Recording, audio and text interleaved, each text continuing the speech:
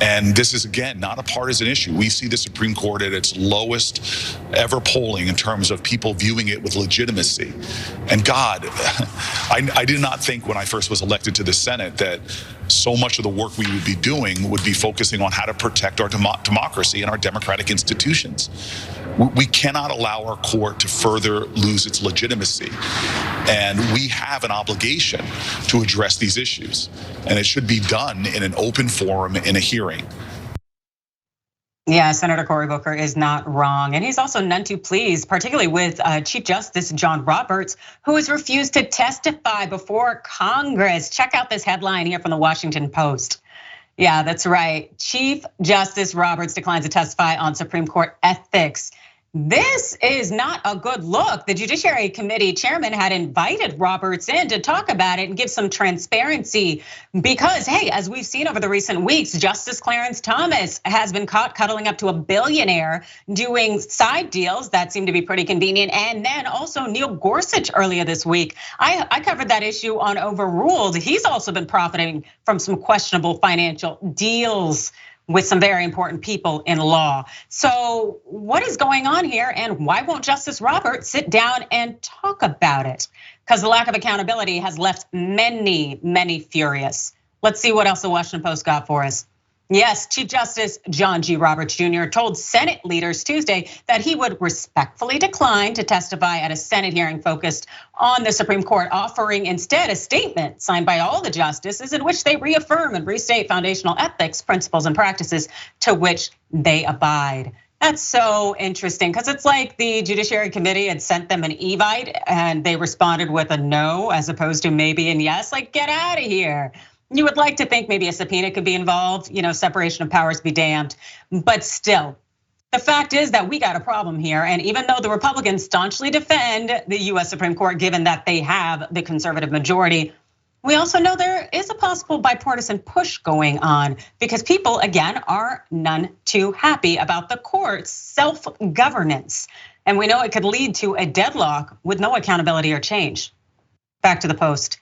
Roberts' refusal to appear before the Senate Judiciary Committee or engage with their calls for an ethics code specific to the Supreme Court angered many Democrats who accused the Chief Justice of having a blind spot when it comes to the public's declining approval ratings for the court. I guess those blind spots are what, maybe a symptom, product, byproduct of what, having a lifetime appointment? And by virtue of the fact that you know that Congress could never muster the collective courage to remove any of those justices. So their jobs are locked in. Who's gonna have to say anything to them? That's what I'd like to think is going on. Anyways, many are upset and rightfully so. He wrote this long lawyerly letter with 3 pages of, and it was, to me, the key phrase was, we'll follow the substance of the rules. No, it should be, we'll follow the rules. And here's what they are. And they could have easily said, he could have easily said, yes, we're going to adopt a code of ethics, or they don't even have to do much drafting. They could do it in a weekend. All they got to do is take the existing canon of ethics for federal judges and apply it to themselves about disclosure. Here's the key phrase though. And I remember learning this many years ago. The key phrase for judges is that judges should avoid impropriety and the appearance of impropriety. Yeah, well, impropriety's been all over their faces for some time now, as far as I'm concerned, which is why we do not have confidence in the court. Dan, where is your confidence so far? It hasn't been the political system for a moment, which is why I was chuckling a little bit at Cory Booker in the beginning going, never did I imagine that we would have such a crisis of legitimacy in my time serving.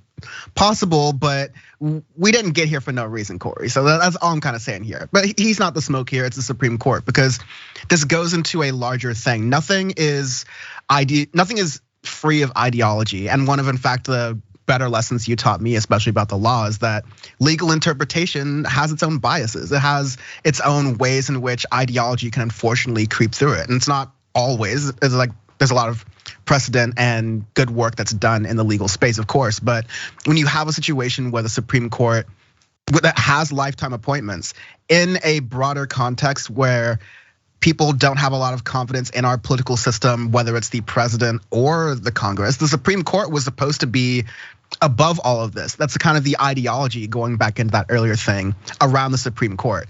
Tie that into the Republicans going, oh, well, even though the Constitution is supposed to be updated, we believe that the version that fits our political ideology, which happens to be the originalist version of constitutional originalism, works for our political agenda of basically making it so white cis men have as much power as possible. So because I agree with that last statement there, I believe it was Angus King saying, you need to at least at bare minimum have people trust in this final process of legal review that the Supreme Court is.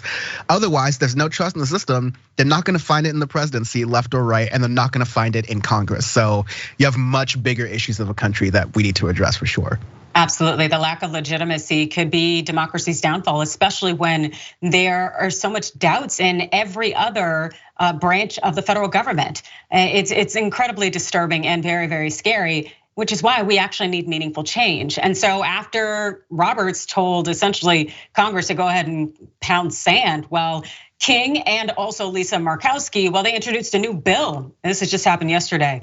Yes, that's right. The first bipartisan stance on the Justice Thomas situation. King put this out on their site, essentially creating a code of conduct, something that needs to be in place. And this is what the Post said. The King-Murkowski bill would require the Supreme Court to create its own code of conduct for justices, which already exists for other federal judges. It would also require the court to publish that code, appoint someone to hear complaints about potential violations, and mandate an annual report on such investigations and actions taken in response. In other words, the bill would require the court to impose an ethical code on itself. And while I think that that is cute and all, I don't think that that is the way to go about it. I think we need to come up with a code. Congress needs to come up with a code, somebody other than the courts itself. And then you have to have an external body doing the policing of that behavior. There should be reports that have to be issued, just like we know that these justices are supposed to disclose certain transactions, which Gorsuch and Thomas did not do.